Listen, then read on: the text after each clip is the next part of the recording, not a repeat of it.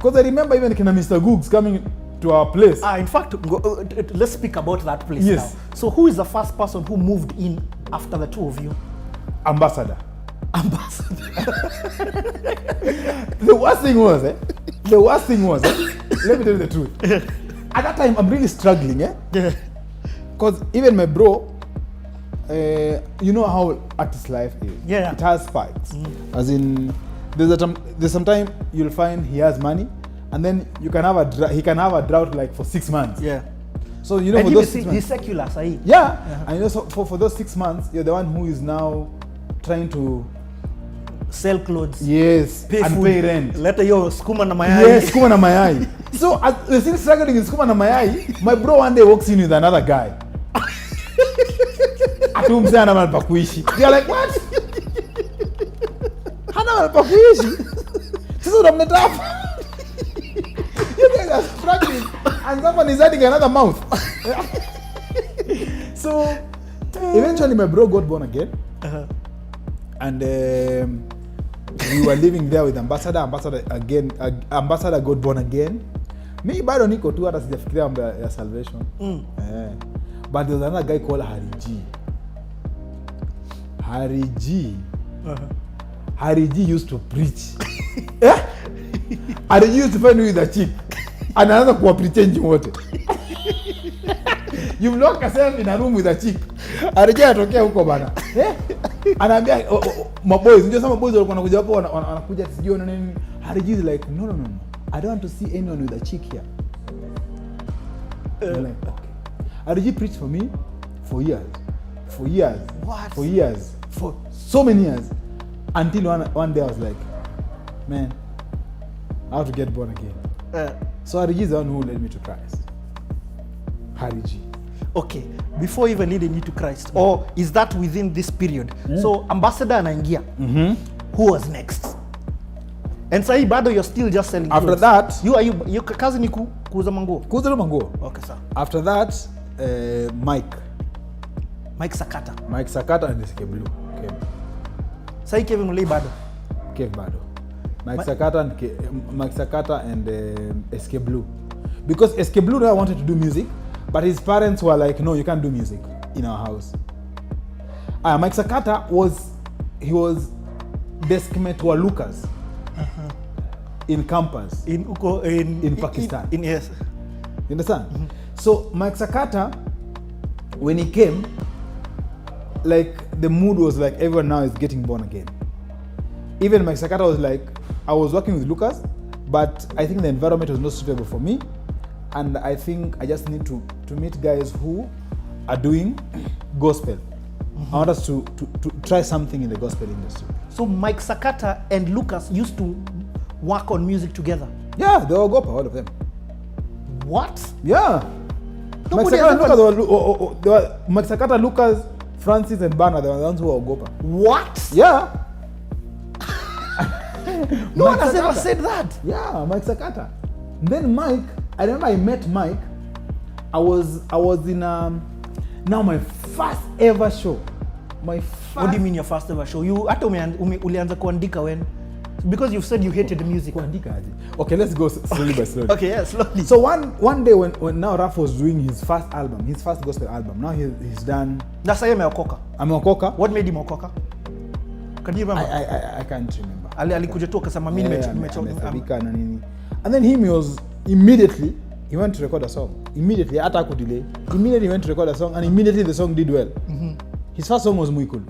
What? Yeah, his first song was Mwikulu. His first gospel song? His first gospel song was Mwikulu.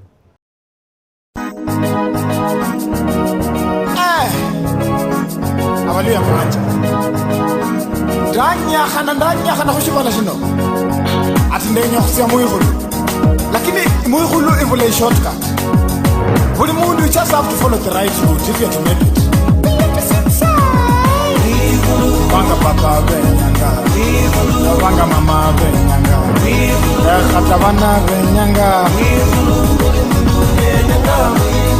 wanga papa benyanga, wanga mama benyanga, khata bana benyanga.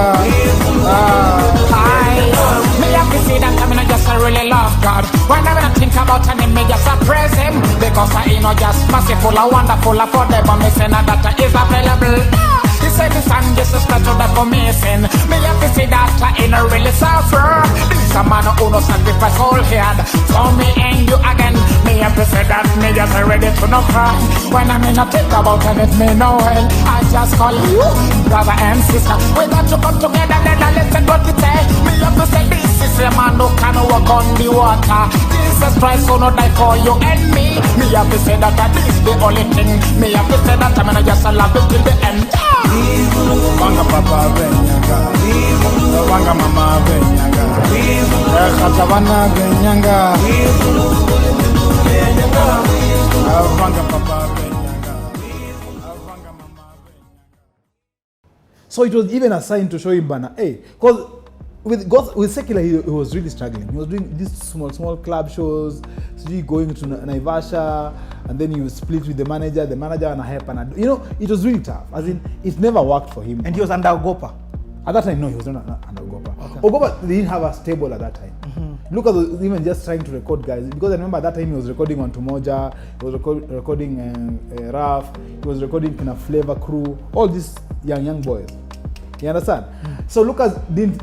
At that time, he didn't even have the stable Ogopa. Mm-hmm. But they were still working together. But they hadn't started the movement Ogopa. The movement Ogopa, okay. Yes. So Raf, even it was a sign for him. Because Mwikulu was his first song. Second song was Sifu Bana. Yeah. I was like, what? This guy, I was like, you guy, you just need to do gospel. Because there was no that type of gospel. Mm-hmm. You understand? The movement was, that was a serious movement. Him and Henry Mtuku and RK and Akinambuvi. And Mwikulu was produced by?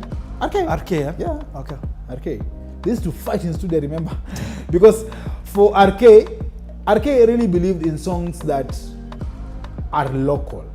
As in, for you to win over local guys, you must... RK is a bright guy. Mm. I always say there are few people who made our industry become what it is right now. Because RK, at that time, everyone who was going to the studio wanted to do hip hop, raga, and all those things. But he was like, for us to win the common Mwananchi, you must sing in your native language. So he forced Raf to sing Mwikulu. What? A Luya song, yeah. Because even if you listen to that song, all the verses are freestyle. They're just freestyle. But the chorus is the only thing that everyone remembers. Yes, it's true. Because RK insisted, you can do all those takatakas in between there, you continue doing them. But the chorus, give me a chorus. And if you listen very well to that album, even the third song was Sinyangati. Yeah, that was a big song. Yes. And if you listen to RK's songs those days, they were kina Mary Wamboi. Mm-hmm. You understand? Mm-hmm. All these ladies were singing songs in Kikuyu. At that time, RK was like, we want to create a movement. But this movement, we must win over guys. You must have something that defines you with your either your people, ama your clique, ama a certain group of people should relate to you and say, hey, these are our guys. These are our guys. This is who you wetu. Who you wetu. Yeah. Sasa atakata ngubo ya randu kembulanga ndihonya na wonganga nokona. Eshibona ngishitinyo bwana. Busha nde basizo busha. Mama na busha msema kulia. Hano kuonya nokona na abana. Pole mama, pole. Pole. Kala. Nokufundisa umuntu. Olwimbo luno lutsanga maka wanga Kasim Shaban Msindalo. Maasidi twala nao si ajabu. Mpaka wanga Steven Musiega. Okay, Stent Mwongo.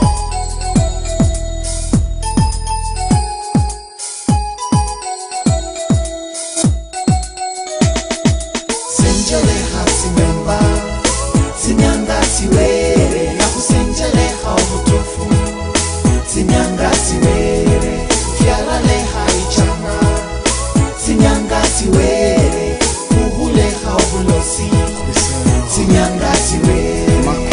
Sinyanga siwere,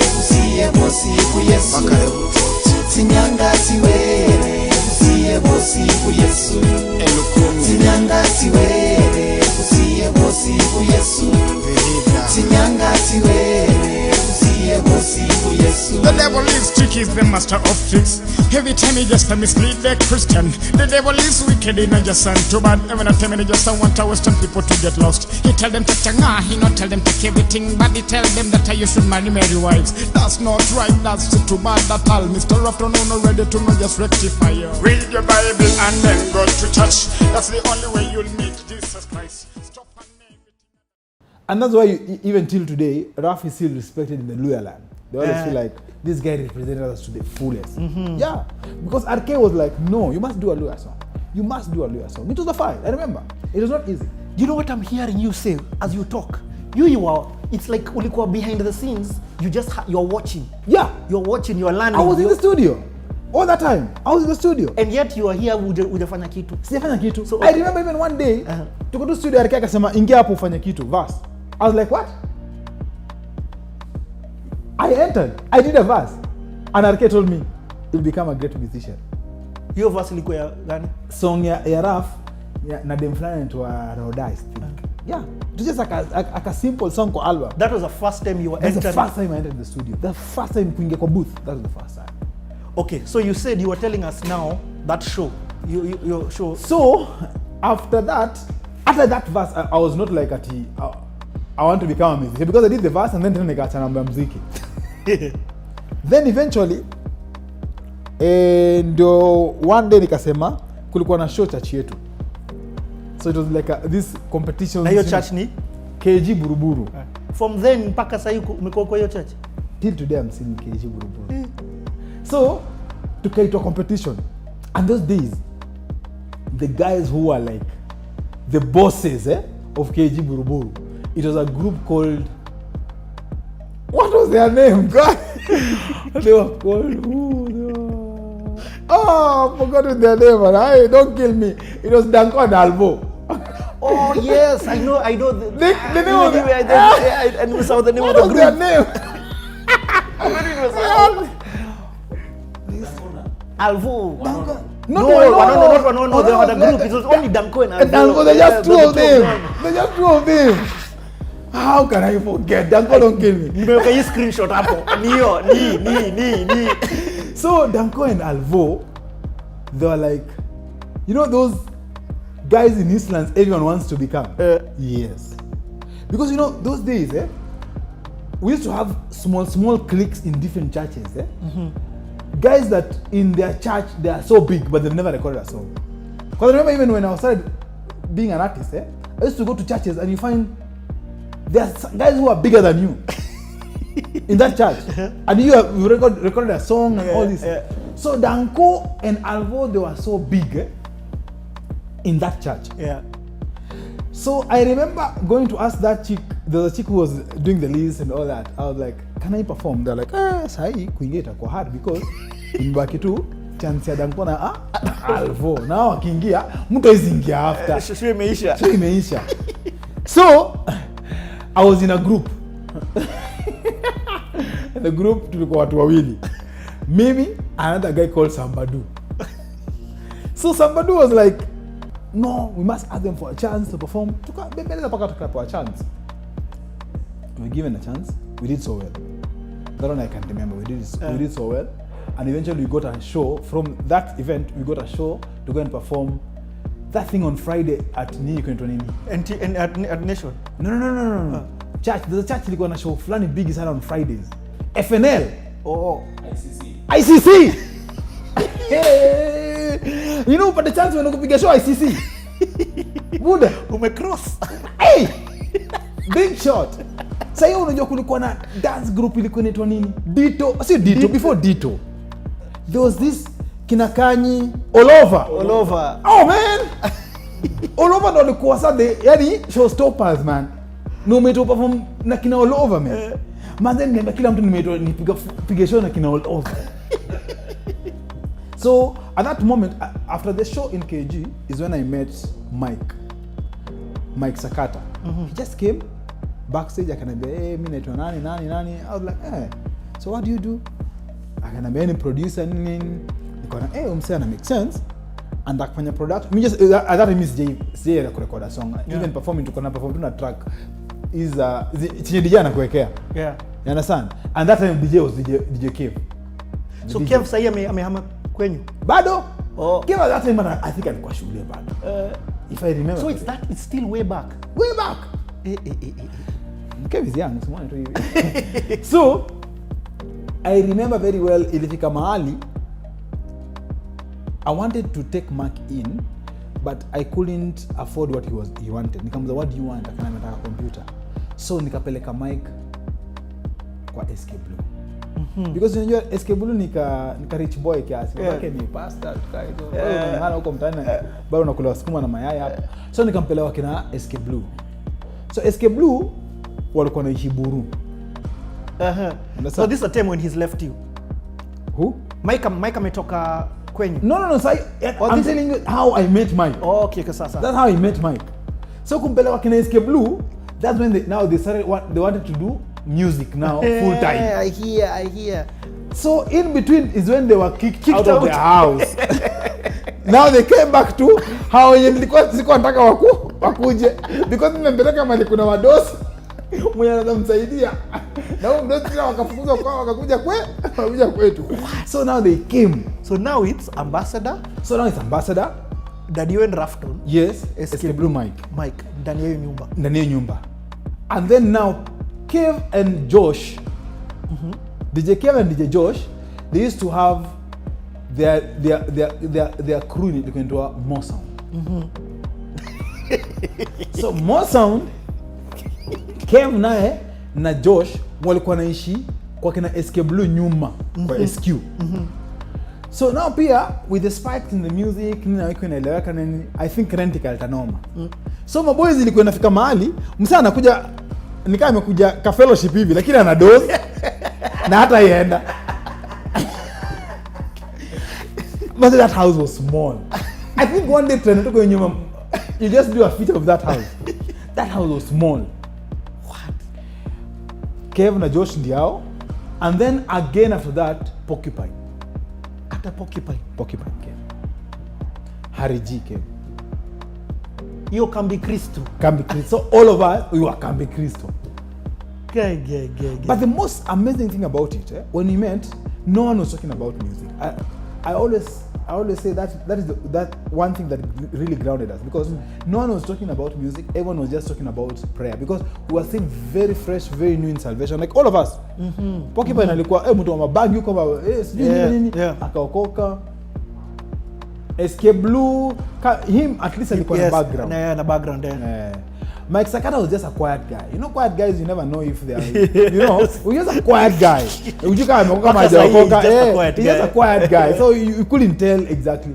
Josh and Kev alikuwa tu machachari. Kev alikuwa tu, unajua mtu kila saa kwa tu on toes, kila saa kwa tu on toes. Kev was just like that. So eventually tuko tunafanya fellowship. Now hold on, and what nilisikia na Churchill sasa, Churchill had a very, I hope one day atashare hiyo story yake. Churchill alikuwa na life hard sana. Really hard. When he was, because I remember at that time when Raf got born again, in church Raf was given the Sunday school, kufundisha the Sunday school. So Churchill akakuja, Raf akamvuta. Akambebala kukanga tu idol, at least tufundishe church. Watoi. So even Churchill at that time pia alikuwa church yetu. Understand? But his life was, unajua sana kwamba tu leo kimeumana, niko poa, mara nasikia msame ameenda kwa boys wake, mara unajua those yes. Yeah, hizo ni stories zilikuwa sana mtaani, but nikiangalia sasa naona it was really tough. You know, those days you're like, even me, I'm going through the same, so it's not a big deal. But looking at it right now, and when you see the guy, how the guy has really succeeded, you are like, wow, I hope one day he can just share his story, how he really alisema atakama how he really suffered. He really suffered, that guy. When he was young, took your age mates up. He really suffered. But he's very good at football. Ajay sema tu. Churchill was to play for Harambee under 23. He got an injury. He was to play. Yeah, he was selected to play, to represent Kenya for football. But I got an injury. What? He's very good in. What was they enjoy your party? Paka akitaka kujua, yani ukitaka kujua, Churchill akitaka kujua unamjua sana, mwita tu Zidane. We used to call him Zidane. Anaona huyu ananijua sana. Huyu ni kutoka because mwenyewe kwa pitch ni tu Zidane. Even when he was young, hatakuwa anamjua kama Churchill, kwa tu Zidane. That's crazy. Yeah. So So you guys acting are akaanza born. church. You're born. Alikuwa na act. Akaanza acting church. Zile ma plays za church. Nakumbuka zile. That's how Church Dao started becoming. And he, even in church, Danko was the funny guy. It's true. Danko was the funny guy. Amazing, in church, Danko was the funny guy. Not even Churchill. But Churchill was really sharp. I can tell you, he was really sharp. Okay, so you guys now, it's not about music which has brought you together. It's this new salvation. New you're all salvation, all of us, and then was our church. So tunapata most of the time we just meet. Tuko decide we'll be meeting for fellowship on Tuesday. But imagine Tuesday ikakuwa kama ni every day, man. Because at the end of the day ilikuwa our house ilikuja kama place of solace. So every day evening mkimeet unabonga. Hakuna plan nyingine mnazaenda jioni isipokuwa Kambi Kristo. Na sasa mkimeet you start with prayer alafu ma story. And then watu wapige sembe na mayai na sukuma. Na moshi. Uchanganya na flavor ya moshi ya stove. Boss. Yeah, that's crazy. So as we were praying and all that, So let me ask you a question. At this time, your eye, is this before you got saved or after? my eye was before. Before. Able to tell us the story of the eye. My eye was before. My eye was way before, even when my dad was still around. What happened? It's a long story, man. Boss, you need the That players. story- Tuko na time. That story, man. I don't Ama like that inakupatia story. memories zingine. I don't like that story because I think the worst thing was when I came to Nairobi,